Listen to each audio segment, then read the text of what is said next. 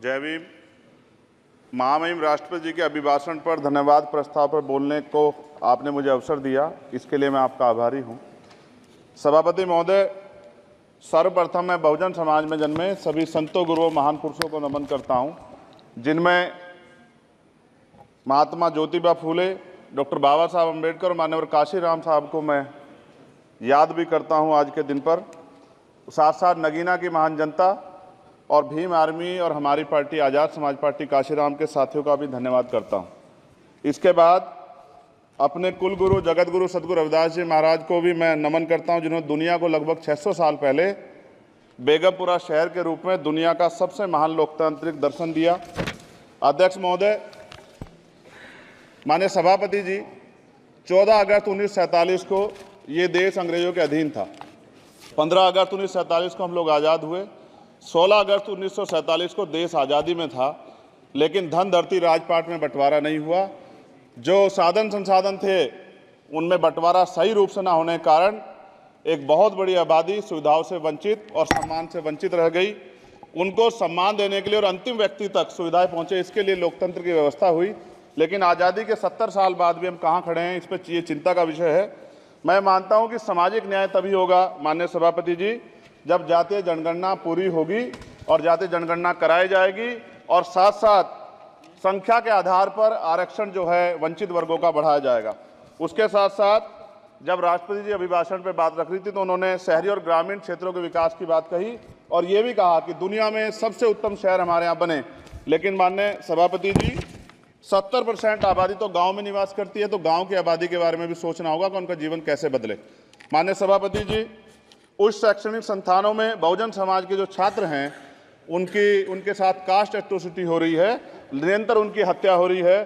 साथ साथ जो सरकारी कर्मचारी हैं दफ्तरों में, उनके साथ भी जो SC ST OBC और मुस्लिम और अन्य धार्मिक अल्पसंख्यक उनके साथ भी माननीय सभापति जी जातिगत और धार्मिक जो है शोषण किया जा रहा है। इसलिए मेरी मांग भी है कि पुरानी पेंशन को भी अध्यक्ष जी बहाल किया जाए। जो कर्मचारी देश की सेवा में लगे हैं उनका भी सम्मान होना चाहिए। साथ साथ सभापति जी, भाजपा ने चुनावी लाभ के लिए सबका साथ सबका विकास के नारे दिए जो खोखले हैं, क्योंकि 10 साल में दलित, पिछड़े, आदिवासी, मुस्लिम और अन्य धार्मिक अल्पसंख्यक जो अत्याचार हुए हैं वो किससे छिपे हुए नहीं हैं। ये गलत है, ये बंद होना चाहिए। सभापति महोदय जी, महामहिम राष्ट्रपति जी के अभिभाषण में निजी क्षेत्रों में SC ST OBC को रिजर्वेशन देने का कोई उल्लेख नहीं हुआ है, जो कि आज चर्चा का विषय, क्योंकि 98% प्राइवेट सेक्टर है, 2% सरकारी सेक्टर है, तो 98% प्राइवेट सेक्टर में भी हमारी हिस्सेदारी की बात होनी चाहिए। माननीय सभापति जी, आशा कार्यकर्ताओं, आंगनबाड़ी वर्करों, भोजन माताओं के वेतन वृद्धि पे भी कोई उल्लेख नहीं हुआ है, वो भी अभी नंगे, उन पर भी सोचना पड़ेगा। माननीय सभापति जी, जिस क्षेत्र से मैं चुन के आऊँ नगीना से, वो बहुत पिछड़ा क्षेत्र है। उस क्षेत्र में कोई विशेष आर्थिक पैकेज नहीं दिया गया, रोजगार की सेवाएं नहीं है, नौजवान पलायन करता है। IIT, IIM, एम्स, केंद्रीय विद्यालय आदि शिक्षा में और चिकित्सा संस्थानों की स्थापना होनी चाहिए, जो कि नहीं है। और माननीय सभापति जी, मानसून सत्र आ गया है, मेरा क्षेत्र बाढ़ से बहुत प्रभावित है, इसलिए मैं आपसे आग्रह करूंगा कि वहां के लोगों को बाढ़ से निजात दिलाई जाए। माननीय सभापति जी, चीन हमें आंख दिखा रहा है और लगातार हमारे देश की सीमाओं में घुसपैठ कर रहा है, इसलिए अग्निवीर योजना को हटाकर पुनः सेना भर्ती शुरू की जाए और साथ साथ भारत की सबसे प्राचीन व बहादुर रेजिमेंट में से एक चमार रेजिमेंट को पुनः बहाल करा जाए, ऐसा भी मेरा आपसे आग्रह है। माननीय सभापति जी, पिछले सारे प्रधानमंत्रियों ने मिलकर जितना कर्ज लिया है उससे दुगना कर्ज हमारे वर्तमान के प्रधानमंत्री जी ने लिया है। किसान अगर अपना कर्ज माफ कराने के लिए जाता है तो लाठी झेलनी पड़ती है, जबकि सरकार ने धन्ना सेठों का 15 लाख करोड़ रुपया माफ किया है। इस ओर हमें ध्यान देना पड़ेगा, हमारी आने वाली पीढ़ियों को ये कर्ज चुकाना पड़ेगा। माननीय सभापति महोदय जी, किसानों को MSP की लीगल गारंटी तथा किसानों का कर्ज माफ होना चाहिए। साथ साथ 2 अप्रैल 2018 को SC ST के बच्चों पे बहुत बड़े पैमाने पे मुकदमे लगे थे, वो हमारी लड़ाई सही थी, ये सुप्रीम कोर्ट ने माना और बाद में सरकार ने माना, वो मुकदमे तुरंत वापस होने चाहिए। माननीय सभापति जी, प्रेस जो है उस पर भी शिकंजा कसा जा रहा है। जो पत्रकार सरकार के खिलाफ बोलता है नौकरी से हाथ धोना पड़ता है, और सोशल मीडिया हमारा हथियार है, उस पर तरह तरह के प्रतिबंध लगाए जा रहे हैं और विरोध करने वालों को सोशल मीडिया हैंडल भी सस्पेंड करा दिए जा रहे हैं। साथ साथ सभापति जी, पेपर लीक और परीक्षाओं के कैंसिल होने से देश के नौजवानों का भविष्य खतरे में है।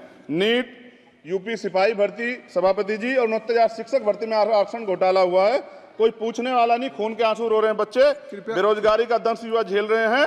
इसलिए मेरा आग्रह है कि युवाओं के लिए कृपया समाप्त करें चंद्रशेखर जी। माननीय सभापति जी, मैं पहली बार बोल रहा हूं, आप कहेंगे मैं बैठ जाऊंगा, मैं आपकी बात, मैं संवैधानिक मर्यादा का पालन करूंगा, मगर हम तो माननीय सभापति जी सुन ही रहे हैं। आप बोलिए, 1 मिनट। धन्यवाद। 1 मिनट और बोलिए। अध्यक्ष सभापति जी, नारी सम्मान की बात करने वाली सरकार, हमने मणिपुर देखा सर, हमने पहलवान बेटियों का हर्ष देखा सर, और हमने सर हाथरस की बेटी का हर्ष देखा सर, और हाथरस के परिवार को जो वादा किया था सरकार ने वो भी पूरा नहीं किया। और महिलाओं में भी, स्पेशली दलित, पिछड़े और मुस्लिम वर्ग की, आदिवासी वर्ग की महिलाओं के साथ आज भी एनसीआरबी का डाटा कहता है सर जो जुल्म हो रहा है वो सहनीय नहीं है सर। साथ साथ कोविड में तैरती, हमने कोविड में बहुत सुना सर, कोविड में तैरती लाशें भी गंगा में हमने देखी है सर, और मजदूरों का हाल भी हमने देखा है। सभापति जी, बस सब समाप्त कर रहा हूं। नोटबंदी पे छोटे मजले उद्योग की जो कमर टूटी वो भी हमने देखी है। सभापति जी, शैक्षणिक संस्थानों, विश्वविद्यालयों में, चिकित्सा संस्थानों में ओबीसी एसटी के योग्य अभ्यर्थी को एनएफएस करके जिस तरह निकाला जा रहा है, लेटरल एंट्री करके जिस तरह हमारे रास्ते बंद किए जा रहे, ये भी हम देख रहे हैं सभापति जी। साथ साथ मेरा ये कहना है सर, ये सबका इशू है कि प्राइवेट कर्मचारी सर और सरकारी भी कई जगह पे 8 से ज्यादा घंटों से काम करते हैं, और उनको जो सर उचित वेतन भी नहीं मिलता, तो न्यूनतम वेतन 20,000 रुपए तय हो और 24 घंटे की ड्यूटी। उदाहरण के तौर पे यूपी पुलिस सर बहुत पूरा काम करते हैं वो लोग, वो राज्य के विषय हैं। आप सर मैं आपके राज्य सरकार के लिए भी आपके संज्ञान में डाल रहा हूँ विषय सर, पुलिस सब जगह है सर, लेकिन सवाल ये है सर, बहुत पसीना बहाते हैं, 8 घंटे की ड्यूटी और वेतन विसंगति, वोटर स्कीम से उनको जो बाहर किया जाए। माननीय सभापति जी, 1 मिनट चाहिए सभापति जी। राष्ट्रपति जी ने धर्म के बारे में बात की थी, राम मंदिर से पहले हमारे गुरुघर तुगलकाबाद का फैसला आया था राष्ट्रपति जी, वो सभापति जी अभी तक दिल्ली में स्थित सदगुरु रविदास जी महाराज का गुरुघर नहीं बना। साथ साथ सभापति जी, अपनी बात को खत्म करते हुए मैं आपसे कहना चाहता हूं कि जितना देश दूसरों का है सर, इतना हमारा भी है। हम मरने के लिए पैदा नहीं हुए, जो चाहता है हमारी हत्या कर देता है। मूछे रखने पे, घोड़ी पे बैठने पे, मटकी छूने पे हमारी हत्या हो रही है। क्या बदला है सर 70 साल बाद भी? दलित, पिछड़े, मुसलमानों पे हिंसा नहीं रुक रही है सर। मेरा आपसे संरक्षण के साथ ये आग्रह है कि इन घटनाओं को रोका जाए, और देश किसी की बपोती नहीं है, देश संविधान से चलता है सर, और संविधान से चलेगा, संविधान छेड़खानी बर्दाश्त नहीं की जाएगी सर। धन्यवाद।